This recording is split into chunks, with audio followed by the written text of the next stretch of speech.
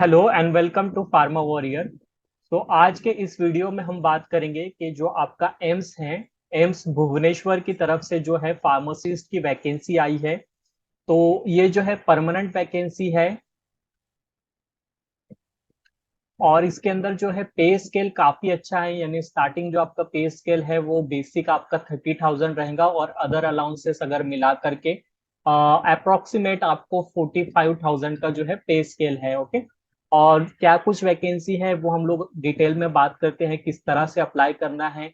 Video के अंदर आप एंड तक के बने रहिए, मैं आपको सारी प्रोसीजर बताऊंगा कि आपको किस तरह से अप्लाई करना है और क्या कुछ इनका ऑफिशियल नोटिफिकेशन है। इसकी जो डेट है वो एक्सटेंड हो गई है। आपके सामने ये जो है ऑफिशियल सर्कुलर है, इनके ऑफिशियल वेबसाइट के ऊपर से डाउनलोड किया गया ये सर्कुलर है। तो 16 नंबर की जो आपकी पोस्ट है फार्मासिस्ट ग्रेड 2 की, ग्रुप सी की वैकेंसी। सीट जो है 27 सीट्स है ओवरऑल, जिसके अंदर से 4 सीट्स जो है वो एससी कैटेगरी है, 5 सीट जो है वो आपका एसटी कैटेगरी है, 3 सीट आपका ओबीसी है, ईडब्ल्यूएस 2 है और जनरल कैटेगरी की जो है अनरिजर्व कैटेगरी की वो 13 सीट्स है। ओके। देन उसके बाद में एक सर्विसमैन का जो रिजर्वेशन है वो 3 सीट्स के ऊपर है। ओके। तो इस तरह से जो है इसका सीट्स का सेग्रीगेशन है, टोटल 27 पोस्ट है। ओके। सो आप अपनी कैटेगरी के हिसाब से यहाँ से अपना सीट का मैट्रिक्स चेक कर लीजिए। ओके। अभी हम लोग जाते हैं ऑफिशियल वेबसाइट के ऊपर कि किस तरह से आपको फॉर्म फिलिंग करना है, क्या क्या चीजें आपको रिक्वायर्ड है और क्या चीजें आपको ध्यान में रखना है फॉर्म फिलिंग के टाइम पर। ओके।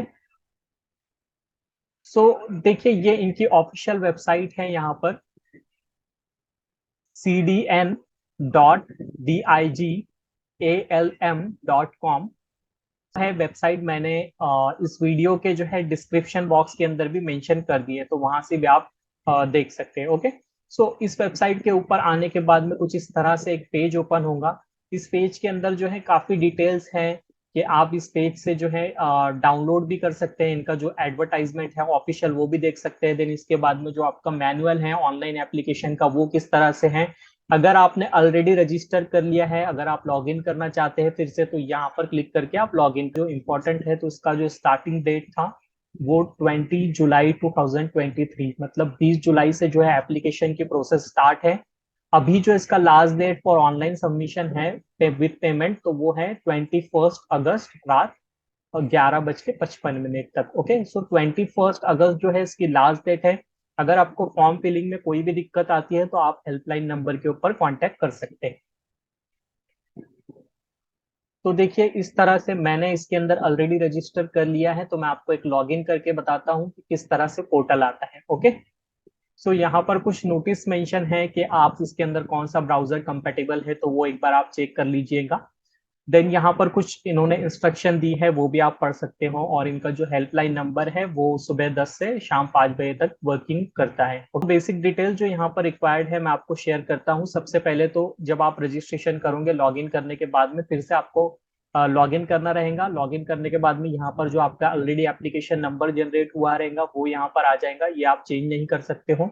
देन पोस्ट के बारे में आपको at the time of log in ही पूछेगा, ये मैंने लॉग इन करने के बाद में इसको बता रहा हूँ आपको। तो पोस्ट नेम जो है आपको ध्यान रखना है, पोस्ट नेम आपका होना चाहिए फार्मासिस्ट ग्रेड 2। पोस्ट कोड जो है वो 60 कोड है। ओके।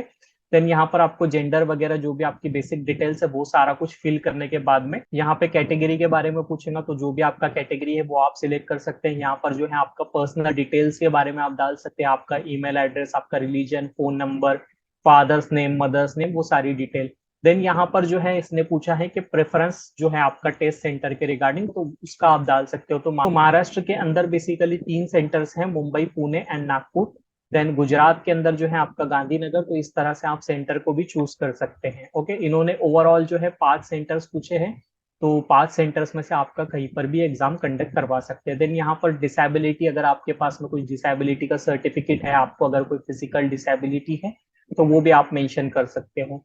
देन यहाँ पर कुछ क्वेश्चंस है कि आपने इनके एम्स में कभी काम किया है कॉन्ट्रेक्चुअल बेसिस के ऊपर या फिर आउटसोर्सिंग एजेंसी की मदद से, तो वो भी आप बता सकते हो। ओके। देन ये सारी डिटेल्स आपको फिल करके सेव एंड नेक्स्ट करना है। सेव एंड नेक्स्ट करने के बाद में आपको यहाँ पर जो है आपकी कम्युनिकेशन डिटेल्स डालनी है।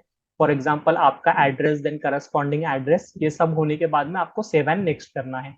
7 नेक्स्ट करने के बाद में आपको ये पूछेगा आपका क्वालिफिकेशन डिटेल्स। तो क्वालिफिकेशन डिटेल्स के अंदर आपका 10th स्टैंडर्ड के बारे में पूछेगा कि आपका बोर्ड कौन सा था, पासिंग ऑफ ईयर कौन सा था, इंस्टीट्यूट कौन सा था, कितने परसेंटेज मिले थे, वो सारी चीजें आपको यहाँ पर फिल करनी है।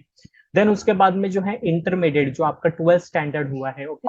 सो 12th स्टैंडर्ड की आपको डिटेल पूछेगा, उसके अंदर भी सेम चीज पूछेगा, कौन सा आपका बोर्ड था, कौन सा पासिंग ईयर था, कौन से इंस्टीट्यूट से आपने किया है, वो सारी डिटेल आपको फिल करनी, ओके। देन उसके बाद में जो मेन इसेंशियल क्वालिफिकेशन है, इसेंशियल क्वालिफिकेशन इसके अंदर है बी फार्म और डी फार्म। तो उसके बाद में जो इसेंशियल क्वालिफिकेशन के अंदर आप बता सकते हो कि आपका डिग्री हुआ है, कौन से इंस्टीट्यूट से हुआ है वो, कौन सा सब्जेक्ट्स आपका स्पेशलाइजेशन था वो, कितने परसेंटेज आपको मिले थे, तो वो सारी डिटेल्स आपको फिल करनी है। उसके बाद में इनकेस अगर आपके पास में कोई एडिशनल क्वालिफिकेशन है तो वो एडिशनल क्वालिफिकेशन भी आप यहाँ पर बता सकते हो। देन इसके बाद में अगर आपके पास में कोई प्रीवियस वर्क एक्सपीरियंस है तो वो भी आप बता सकते हो। आपको क्वेश्चन पूछेगा कि आप जो है registered pharmacist under the act of 1948, तो अगर आपके पास में रजिस्ट्रेशन है तो आप इसको यस करिएगा, ओके। देन उसके बाद में अगर आपके पास में कुछ एक्सपीरियंस है तो यहाँ पर आप ऐड न्यूरो करके एक्सपीरियंस को ऐड कर सकते हैं। देन ये सारी डिटेल्स कंप्लीट होने के बाद में आपको डॉक्यूमेंट्स एंड पेमेंट्स के ऊपर आना है। तो ये सारे डॉक्यूमेंट्स आपके अकॉर्डिंग लगेंगे, जिस तरह से आप फील करोगे। जिससे कि ये डॉक्यूमेंट्स तो सबको मैंडेटरी है, आपको scan copy of your recent passport size photo, आपको एक सिग्नेचर लगेगा, उसके बाद में जो स्टैंडर्ड का सर्टिफिकेट या फिर मार्कशीट, देन 12th स्टैंडर्ड का जो है आपको सर्टिफिकेट या फिर मार्कशीट अपलोड करना रहेगा। देन इसेंशियल क्वालिफिकेशन के अंदर जो भी आपका डी फार्मा या फिर जो भी आपका बी फार्मा का जो भी मार्कशीट है, तो वो इसेंशियल क्वालिफिकेशन है, वो डॉक्यूमेंट्स आप यहाँ पर अप्लाई कर सकते हैं।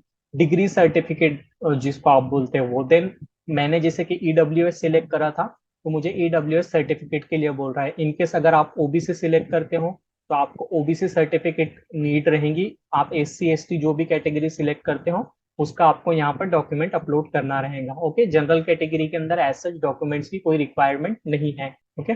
देन उसके बाद में ये सारी डिटेल होने के बाद में आप यहाँ पर चेक भी कर सकते हो कि किस तरह से आपका फोटो वगैरह अपलोड हुआ है। देन यहाँ पर आपको 2400 का पेमेंट करना रहेगा। पेमेंट का मोड जो है वो ऑनलाइन है। उसके बाद में ये कुछ डिक्लेरेशन है, ये सारे डिक्लेरेशन को आपको टिक करने के बाद में यहाँ पर जो है इनका कैप्चा कोड डालने के बाद में आपको जस्ट सबमिट करना है, ओके। सो ये सारी कुछ प्रोसेस थी। इनकेस अगर आपको कुछ डाउट है, कुछ फॉर्म फिलिंग में प्रॉब्लम आ रहा है तो आप कमेंट करिएगा। और एक इम्पॉर्टेंट बात इसके अंदर ये है कि जो भी यहाँ पर जो डॉक्यूमेंट्स मांग रहा है, तो डॉक्यूमेंट्स का जो साइज होना चाहिए वो एक बार आप कंफर्म कर लीजिएगा। जिस तरह से जो सिग्नेचर का जो साइज है वो मिनिमम जो आपका 50 KB होना चाहिए और मैक्सिमम 100 KB होना चाहिए, ओके। सो इन केस अगर आपको फॉर्म फिलिंग में कोई भी दिक्कत आ रही है तो आप कमेंट सेक्शन में लिखिएगा, I will try to help you there. और अगर आपको और कुछ दिक्कत है तो आप इनके हेल्पलाइन नंबर के ऊपर कॉन्टेक्ट कर सकते हो, ओके। सो काफी अच्छी अपॉर्चुनिटी है। तो आप लोग अप्लाई करिए। All the best. Thank you so much. Please subscribe to my channel Pharma warrior.